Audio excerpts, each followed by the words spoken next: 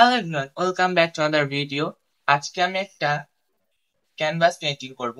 তো দেরি না করে চলেন ভিডিওটা শুরু করি। আজকে আমি এই ক্যানভাসটার উপর ছবি আঁকবো। এই ক্যানভাসটা একটা স্কোয়ার শেপের ক্যানভাস, 8x8 ইঞ্চেসের।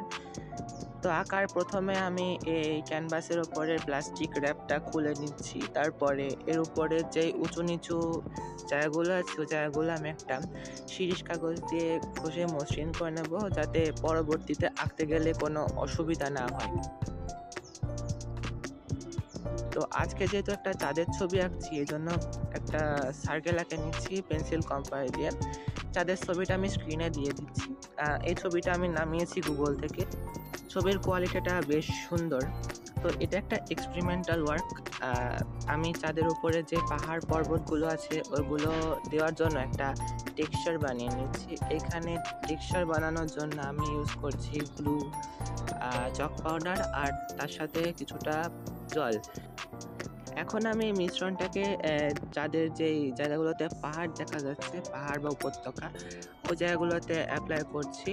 যে জায়গাগুলো বেশি উঁচু উঁচু মনে হচ্ছে পাহাড়গুলো, ওই জায়গাতে একটু বেশি করে ইউজ করছি। তবে এটা যেহেতু একটা আংশিক চাঁদের ছবি, তাই সম্পূর্ণটাতে ইউজ করার কোনো প্রয়োজন নেই। তো 30 মিনিট রোদে শুকানোর পরে টেক্সচারটা অনেকটা এরকম দেখতে লাগবে, মানে চাঁদের একটা 3 ডাইমেনশন লুক আসবে। তো এখন এটা আমি অ্যাক্রিলিক কালার দিয়ে করব।